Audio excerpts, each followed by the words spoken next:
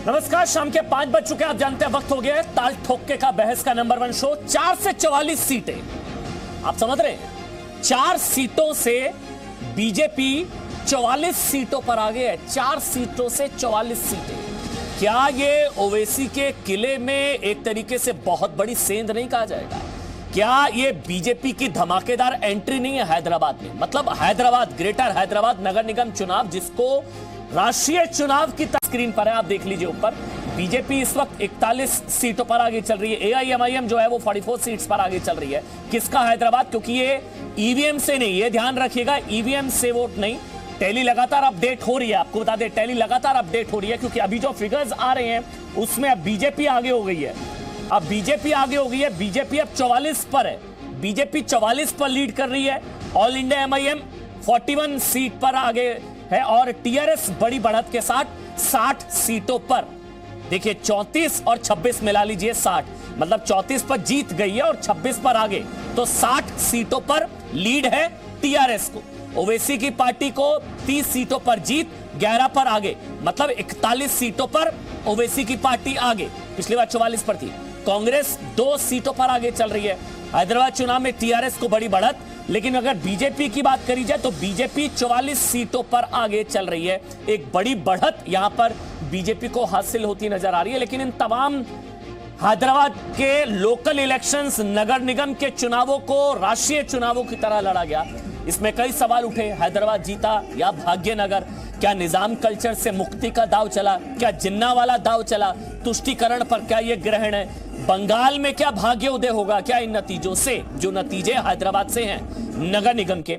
इन तमाम सवालों के इर्द गिर्द मैंने तेजस्वी सूर्या से बात की थोड़ी देर पहले। आपको सुनना चाहिए तेजस्वी सूर्या, जो कि भारतीय जनता युवा मोर्चा के अध्यक्ष हैं, सांसद हैं और यहां पर हैदराबाद में खासकर लंबे वक्त तक उन्होंने प्रचार किया, काम किया। सुनिए तेजस्वी सूर्या को। तो ग्रेटर हैदराबाद नगर निगम चुनाव के लगभग जो है तस्वीर साफ होती नजर आ रही है। इस वक्त मेरे साथ तेजस्वी सूर्या, आप जानते हैं भारतीय जनता युवा मोर्चा के अध्यक्ष हैं, बीजेपी के सांसद हैं और इन्होंने भी अपनी पूरी ताकत झोंकी यहां हैदराबाद के चुनावों में, म्युनिसिपल चुनावों में। लेकिन तेजस्वी, आपने म्युनिसिपल चुनावों को राष्ट्रीय चुनावों की तरह लड़ा। 4 सीटों से यहां तक का सफर उम्मीद के मुताबिक? अमन जी, भारतीय जनता पार्टी हर चुनाव को बहुत सीरियसली लेते हैं। पंचायत चुनाव हो या पार्लियामेंट चुनाव, हर चुनाव में 100% कमिटमेंट के साथ लड़ाना भारतीय जनता पार्टी की विशेषता है। आपको याद होगा, शायद 2 साल पहले जब गुजरात में अहमद पटेल जी की राज्यसभा सीट की चुनाव चल रहा था, हमारे तब राष्ट्रीय अध्यक्ष अमित शाह जी ने देर रात तक उस चुनाव में शामिल हो गया था खुद। और जब भारतीय जनता, जब वो बैंगलोर में आए थे, एक हमारा रीजनल चैनल ने एक इंटरव्यू किया था और पूछा, एक राज्यसभा सीट के लिए आप इतना लड़ाई क्यों किया? तब अमित शाह जी ने बोला, एक सीट नहीं, आधे सीट के लिए भी भारतीय जनता पार्टी 100% कमिटमेंट के साथ लड़ता है। यही भारतीय जनता पार्टी की विशेषता है। और पंचायत चुनाव, म्युनिसिपैलिटी चुनाव या जनरल इलेक्शन पार्लियामेंट की, इसमें कुछ फर्क नहीं है। भारतीय जनता पार्टी एक फाइटिंग फोर्स है। जो भी चुनाव हो देश में, हर चुनाव को बहुत सीरियसली ले लेते हैं, क्योंकि भारतीय जनता पार्टी सिर्फ सत्ता के लिए चुनाव में नहीं लड़ते हैं, एक विचारधारा के लिए हमारा संघर्ष है। और इस विचारधारा के प्रति हमारा जो प्रतिबद्धता है, इस प्रतिबद्धता हमारे इस चुनाव, हमारे जो कमिटमेंट है, इस प्रतिबद्धता के लिए हर चुनाव में हम संघर्ष करते हैं। आपकी हिंदी बड़ी शानदार हो गई है वैसे तेजस्वी। प्रतिबद्धता, संकल्प, ये प्रतिबद्धता या आपका संकल्प काम आया हैदराबाद या भाग्यनगर? अब देखिए, हम 4 सीट पे थे, आज हम 40 के आसपास पहुंच गए और I am sure we will do much better.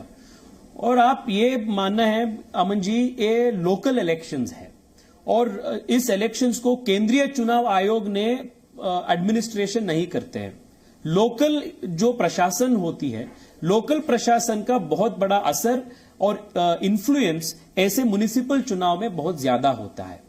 परंतु भारतीय जनता पार्टी की जो हमारी इन्फ्लुएंस है, हमारा ग्रोथ है, वो बहुत ज्यादा हो चुका है। This is a indication of the times to come. आने वाले दिन में जब तेलंगाना की जनरल इलेक्शंस होता है असेंबली का, आप मानकर चलिए निश्चित तौर पर भारतीय जनता पार्टी की पूर्ण बहुमत की सरकार तेलंगाना में प्रशासन करने के लिए आने वाले दिन में प्रतिष्ठापित होगा। This is certainty. सवाल का जवाब नहीं दिया आपने ही। चेंज हैदराबाद का कैंपेन भी आपने, उस पर भी बहुत आप ट्रोल हुए थे। हैदराबाद या भाग्यनगर? भाग्यनगर या गोलकोंडा हैदराबाद की पहली नाम है, और जो लोग भारतीय संस्कृति पर और इस धरती की लॉन्ग स्टैंडिंग संस्कृति पर जिस लोगों के प्रति प्रतिबद्धता है, कमिटमेंट है और श्रद्धा है, उन सब लोग भाग्यनगर ही मानते हैं। ये पॉलिटिकल चीज नहीं है, ये हमारे कल्चरल कमिटमेंट है, सिविलाइजेशनल कमिटमेंट है। आपने एक रैली मैंने सुनी थी जिसमें आपने ओवैसी को जिन्ना का नया अवतार कहा था। हम सुबह से टीआरएस के अलग अलग नेताओं से बात कर रहे हैं, वो कह रहे हैं आप लोगों ने बहुत ही पोलराइज करने की कोशिश की। बीजेपी का जो कैंपेन रहा वो कहा कि ओल्ड हैदराबाद पर स्ट्राइक से लेकर आपने कहा था कि जिन्ना के नए अवतार ओवैसी, विकास की बात नहीं की। तो क्या वोट पोलराइज हुआ, और हुआ तो कितना फायदा हुआ? जिन्ना के नए अवतार, तो क्या जिन्ना को भी वोट दिया क्या? सर ये नहीं, ये पोलराइजेशन का बात नहीं है। इस चुनाव में भारतीय जनता पार्टी की मैनिफेस्टो आप देखिए, मैनिफेस्टो में भारतीय जनता पार्टी की हर विचार पर, इलेक्ट्रिसिटी हो, बेसिक इंफ्रास्ट्रक्चर हो, इस सब के प्रति हमारे जो कमिटमेंट है, हमारा विजन है, इसके प्रति हमारा बहुत स्पष्ट विचार मैनिफेस्टो में हम रखा है। और आज देश में 3 चीज, वो पंचायत चुनाव हो या पार्लियामेंट चुनाव, हर इलाके में 3 विचार को जनता ने रिजेक्ट कर चुके हैं। एक है परिवारवाद, दूसरी है करप्शन फेड गवर्नेंस, तीसरी बात है हिंदू विरोधी राजनीति। इन तीनों बातों को पूरे देश में जनता ने तिरस्कार कर चुकी है।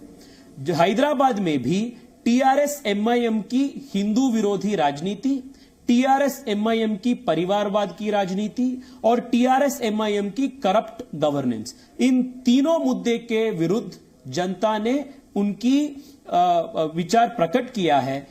And that is the result of BJP. लेकिन आप जिनको जिन्ना का नया अवतार कह रहे थे उनको खारिज तो नहीं किया ना? जिन्ना को भी, आपकी भाषा में कहूं तो जिन्ना को वोट तो पड़े हैं और सीटें भी आई हैं जिन्ना की आपकी भाषा में, तो वोट देने वाले कौन है फिर? सर, लड़ाई बहुत दूर तक है। We have taken the fight straight into his battle ground. Hyderabad में हमारे जो कार्यकर्ता है हर दिन ये लड़ाई करते रहते हैं, और लड़ाई का प्रारंभ है, और आप मानकर चलिए निश्चित तौर पर इस लड़ाई में भारत की जीत होगा और भारतीय जनता पार्टी की जीत होगा। You stand by your statement, Jinnah का नया अवतार ओवैसी, जिन्ना के नए अवतार Owaisi, you stand by your statement?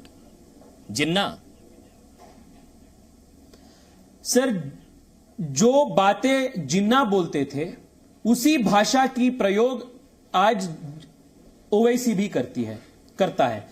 वही भाषा, and he speaks the same language of Jinnah, the same language of exclusivism, the same language of separatism, the same language of fanatic Islamism. Why am I wrong in calling him the modern day avatar of Jinnah?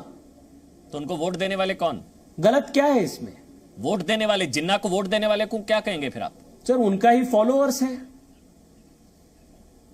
Sir, वो उनका followers है, पर मुझे पूरा भरोसा है आने वाले दिन में उन सब लोगों का भी मन परिवर्तन होगा, और भारत के प्रति, भारतीय जनता पार्टी की विचार प्रति उनका भी मन परिवर्तन होगा। And in the coming days we will be able to win over them also. अच्छा, एक बड़ा सवाल इसमें यह भी, आपने निजाम कल्चर से मुक्ति, ये शब्द थे जेपी नड्डा के, अमित शाह के, बीजेपी के, आपके, कि हैदराबाद को निजाम कल्चर से मुक्ति। क्या हैदराबाद को अपनी पहचान पसंद है? क्या हैदराबाद को निजाम पसंद है? पहचान के साथ छेड़छाड़ नहीं, यह भी हैदराबाद ने मैसेज दिया। शायद इस वजह से जो है अब ना भाग्यनगर ना निजाम कल्चर से मुक्ति? तेजस्वी सर, ये निजाम कल्चर की बात आज का नहीं है, बहुत साल से हो रहा है। विशेष रूप में लास्ट 4-5 ईयर्स में, 3-4 साल में, ये केसीआर जी की जो गवर्नेंस मॉडल है वो निजामी कल्चर की गवर्नेंस मॉडल की तरह दिखते हैं। आप देखिए, पिछले 4 साल में वो सेक्रेटेरिएट में कितना बैठक लिया है, आप पूछिए मिनिस्टर्स को। नरेंद्र मोदी जी की hard working style of good governance model एक है, और इसके विकल्प में केसीआर की farm house model of governance है, जो पूरे दिन फार्म हाउस में बैठते रहते हैं, किसी मिनिस्टर्स के साथ मिलते नहीं है, सेक्रेटरीज के साथ नहीं मिलते हैं, और farm house model of governance जो है यही निजामी कल्चर है। और इस निजामी कल्चर और फार्म हाउस गवर्नेंस मॉडल के विरुद्ध लोगों ने आज वोट दिया है। अच्छा, बस एक आखिरी सवाल तेजस्वी, क्योंकि आपने कहा ये असर आने वाले समय में देखने को मिलेगा, तो जो माइनॉरिटी पॉलिटिक्स है, अपीजमेंट पॉलिटिक्स है, तुष्टीकरण वाली राजनीति है, जिसको आपने निशाने पर लिया, क्या वो बंगाल के लिए भी एक मैसेज, क्या दीदी के लिए कोई मैसेज, क्या तमिलनाडु के लिए कोई मैसेज, अगले साल क्या केरल के लिए कोई मैसेज, बंगाल के लिए खासकर क्या माइनॉरिटी पॉलिटिक्स पर कोई मैसेज देते हैं हैदराबाद के म्युनिसिपल चुनाव के नतीजे? सर 100% मैसेज है, और सिर्फ दीदी के लिए नहीं या केरल के लिए ही नहीं, पूरे देश में भारतीय राजनीति का व्याकरण आज बदल चुका है।